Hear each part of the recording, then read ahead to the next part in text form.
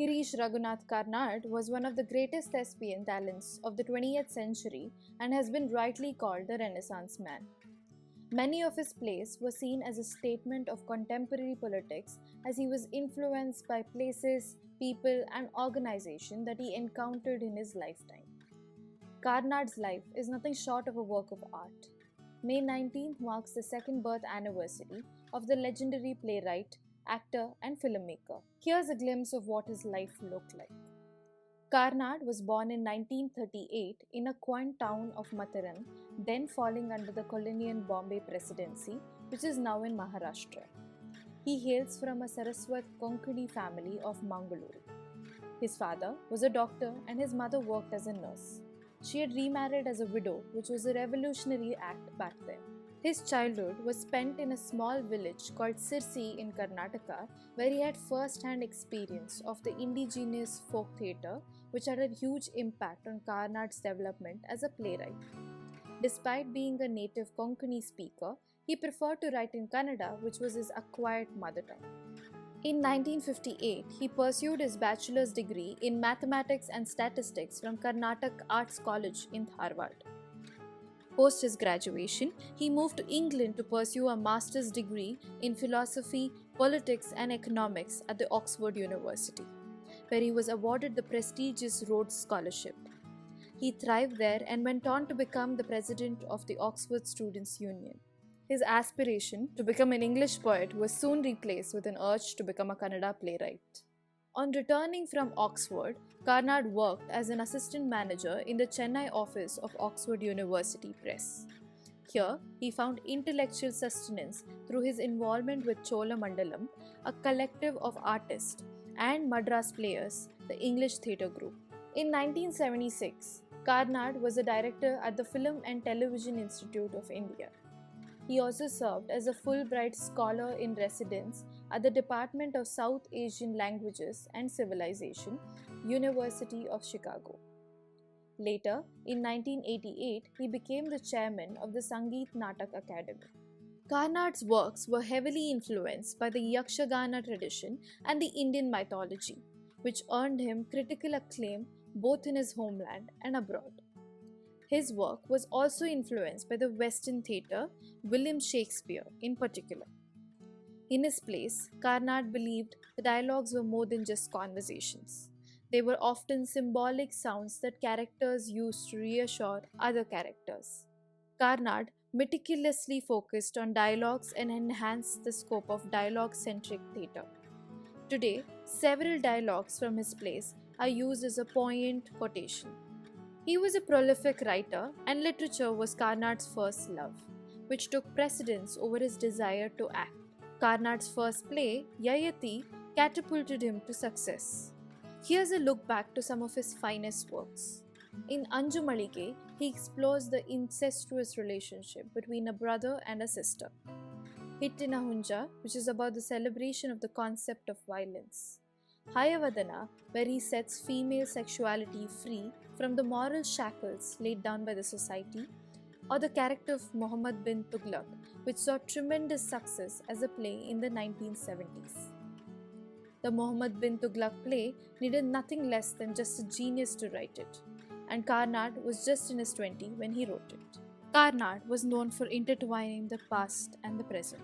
Talebanda was written at the onset of the Mandir and Mandal movement. Karnad's last play, Rakshasa Tangadi, written in 2018, was his return to the history. This poignant play holds lessons for today's India when centuries of Hindu-Muslim relationship has been conveniently politicized. His play has swept into the modern consciousness in every language they are translated into. They successfully express how myriad the human existence is. He acted in B.V. Karan's Oedipus and Jo Kumaraswamy. These two plays, which were staged in the backyards of the Ravindra Kalakshetra, now known as the Samsaranga Mandira, set a record in the Kannada amateur theatre. Karnad is best remembered for his role in the iconic television series Malgudi Days as Swami's father. The film Samskara, directed by Pattabhi Ramareddy, was his first foray into the world of reels. Samskara is a film adaptation of U.R. Anantmurthy's novel of the same name. which was given to Karnad to adapt into a screenplay. Karnad directed his first film, Vandanondu Kaladalli, which starred Shankar Nag and had foreign influences.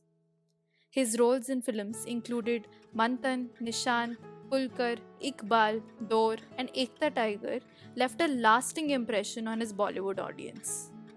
He was conferred Padma Shri in 1974, and in 1992, the Indian government awarded Karan the Padma Bhushan in recognition of his contribution to the arts. He was the recipient of the Janpith Award, India's highest literary prize, in 1999 for his contribution to literature and theatre. He also backed 4 Filmfare Awards, including 3 for the Best Director for Vamshavruksha in 1972, Kadu in 1974, and Vandanondu Kaladalli in 1978, and 1 for the Best Screenplay for Gaduli in 1980, along with another noted Kannada film director, B.V. Karanth. As the chairman of the Sangeet Natak Academy, he organized the Nehru Shatabdi Natya Samaroh in 1989 in Delhi, which was planned as a retrospective of the modern Indian theatre. It was truly a great Indian theatre festival in which dramatic masterpieces were featured under the directions of the Indian theatre legends like Utpad Dutt. It was Karnad's idea that young theatre practitioners and audience should watch great productions staged in the course of the last 5 decades. He was also passionate about establishing institutions such as Rangashankara in Bengaluru. For Karnad, secularism and other democratic values were extremely important, and he never shied away from taking a stance. His first encounter with activism probably came in the wake of Babri Masjid demolition when Gauri Lankesh and him were part of a fact-finding committee. Karnad had his fair share of controversies too. During the Tata Literature Live Festival in Mumbai in 2012, Karnad criticized Nobel laureate V.S. Naipaul, stating that his book, India, A Wounded Civilization, was a rabid antipathy to the Indian Muslim. In his public appearances, Karnad never stopped advocating religious harmony and always praised India's rich diversity.